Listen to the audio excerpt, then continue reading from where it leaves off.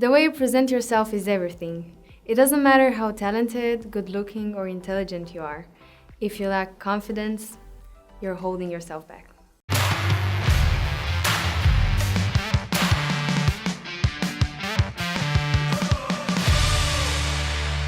Confidence is the engine behind success. Even in the reasonably low-stakes world of dating, it's one of the most common traits that women are looking for in potential partners.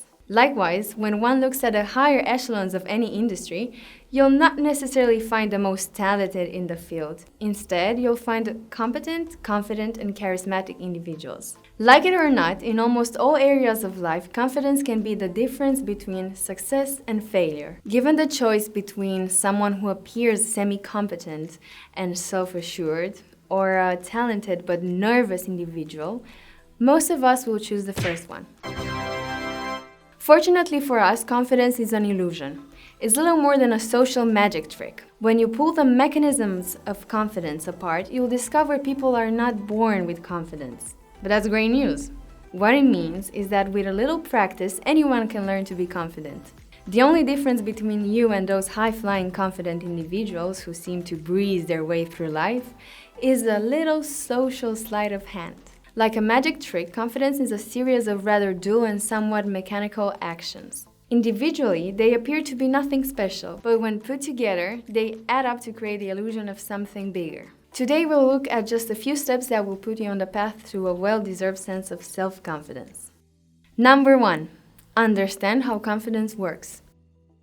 Instinctively, we all know what confidence looks like. We have to in order to recognize it in others. Everyone you meet is constantly doing this. They're making lazy assumptions based on stereotypes. So, the first step towards developing a confident place in the world is to investigate your own instinctive rules for recognizing confidence in others. It can help to write a list of traits that you consider outward signals of confidence.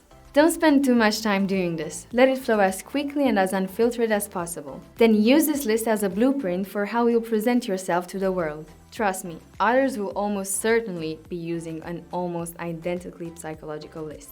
For example, we all agree that shoulders back is a far more confident posture than hunched and withdrawn. You already speak the language of confidence. Take some time to study and become familiar with your assumptions and stereotypes. When you do this and adopt your assumptions regarding confidence in the world, you can relax as the majority of the work will be happening in the minds of the others.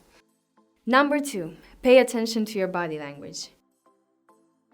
Body language is one of the primary tools people use for making snap judgments regarding your level of confidence. Your personally generated list of confidence traits will hopefully include simple assumptions about how a confident individual will hold themselves. These should include head held high, shoulders back, straight back, sits with legs apart, arms uncrossed, maintains eye contact. In the most simplistic terms, a confident individual should look relaxed and at home wherever they are. This is easy to fake. Simply allow your posture in the outside world to mimic what it looks like when you're relaxed at home. Human brains are easily fooled. We all know that faking a smile can help you feel happier. The same is true with confident body language. The classic phrase, fake it till you make it, applies here. You'll find that an act as simple as sitting with your legs apart, rather than crossed, will greatly boost your natural sense of comfort and confidence. Ignore those who refer to such postures as manspreading. This is simply a cynical attempt to undermine masculinity and confident behaviors. Relaxed and open physical postures are a common signal of confidence across the animal kingdom and are reserved for those with a high status in the pack. Adopting these poses, even if initially faked, will influence your brain chemistry and boost your feelings of self-assurance. Number 3. Overthinking is a confidence killer. Intelligence is a double-edged sword. We all know the stereotype of the jittery nervous genius. Even though they're a master in their field, socially they seem shy and weak. They think too much. Overthinking is one of the curses of those blessed with high intelligence. Sometimes too much self-awareness is a bad thing. Confidence is more like dancing than science. It requires one to relax and let go. As with a dance, a single misstep is nothing to worry about. Indeed, it can even add a little color to a performance or the chance to have a little fun and improvise.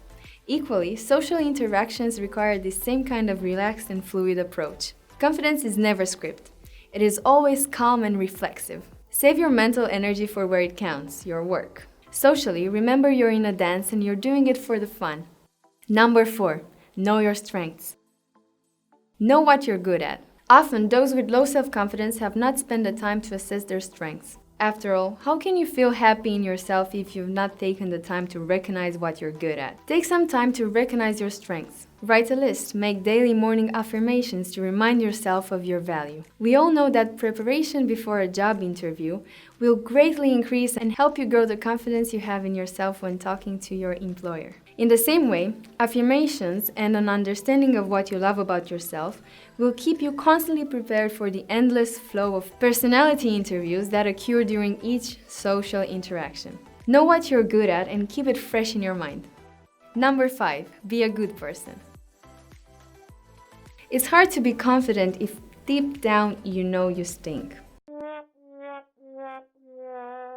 It's very hard to be relaxed if you're living a life that you're ashamed of. Therefore, try to be a good person. A clear conscience is a seed from which true confidence will grow. No amount of body language or social tricks will hide a rotten personality, and most people are very good at spotting the difference between arrogance and confidence. So try to live by principles. Be honest and decent. Treat others with respect and value, and remember to behave in a way which makes you feel as if you're adding value to the world. Equally, learn to shake off unnecessary insecurities. We're all our own harshest critics. By being open and honest with others, you'll soon come to realize that some of the things that you've been worrying about, that secret kink, your gaps in your education, your snoring, your body image issues, and so on, are all perfectly normal and shared in one variation or another by most people. Honestly, sharing your insecurities and quirks will turn them from weights that hold you back to strong foundations that will enable you to hold your head high. Take ownership of who you are. You'll soon find that what you thought were weaknesses are actually spices that add flavor to your personality, making you all the more appealing and charismatic. Remember, a good person isn't a perfect person. A good person is someone authentic and trying their best in a complex and imperfect world. Strive to be kind, honest, and better yourself. And as a result, confidence will be the fruit that grows naturally out of such behaviors. Thank you so much for watching. I hope to see you next time, and please subscribe if you haven't already.